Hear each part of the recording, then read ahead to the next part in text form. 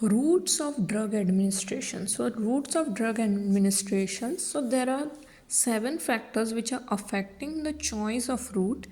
First one is condition of the patient. So, we can remember all the 7 points of factors of affecting the route by car race. It's a mnemonic.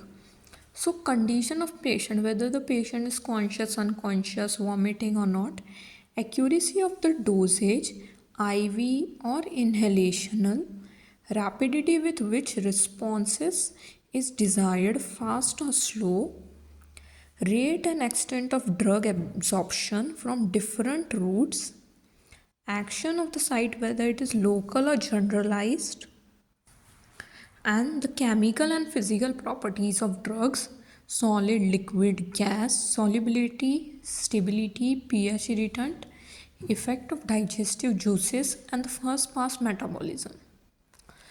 So now let's see the routes. One is the local form, in under which topical, deeper tissue, arterial supply comes, and the another is systemic.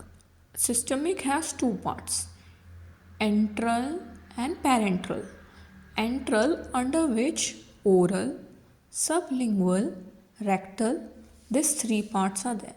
And the parenteral is the more biggest form of antral, in which inhalation, IV, that is injections, and the patches, transdermal patches, and the transdermal therapeutic system works. So now let's see the local route. Local route has higher concentration, increased systemic toxicity, localized lesions.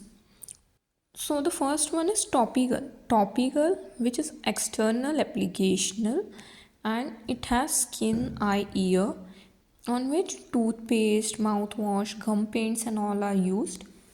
Second is the deeper tissues. So the deeper tissues have infiltration anesthesia, intra-articular, retrobular injections, and in the arterial supply there are intra-arterial injection, contrast medium during an angiography, and in anti-cancerous drugs.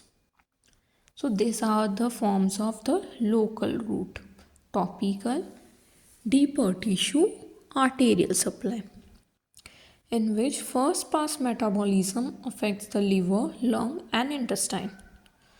The first part of systemic route is oral.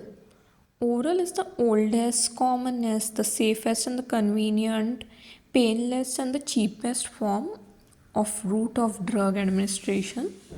Its limitation can be nausea, vomiting, unconsciousness, non-cooperative, slowly action, unpalpable, and its examples are streptomycin and penicillin G and insulin. Second is sublingual.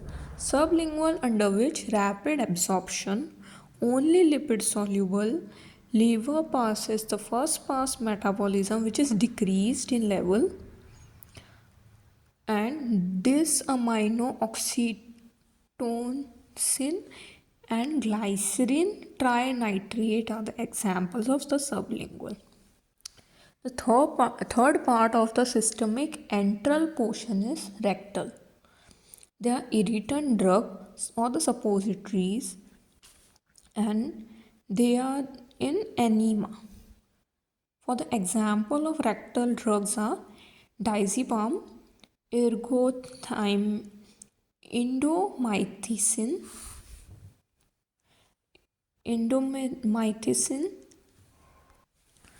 Disadvantages are inconvenient, embarrassing, slow absorption, and the rectal inflammation. Now let's see the injections form and the transdermal and the inhalation form, which are under the systemic parenteral drug.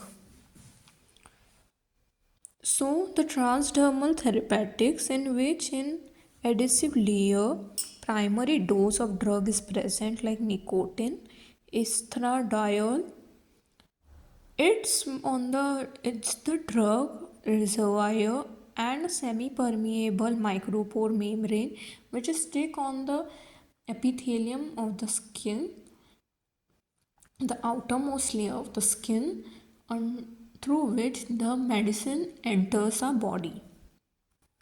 Inhalation route. Inhalation route under which volatile liquids, gases, in general anesthesia administration, alveoli, rapid action surfaces, nasally, liver digestive juices are bypassed, and GnRH agonist, desmopressin are there. Also, the asthma pumps can be the example of inhalation.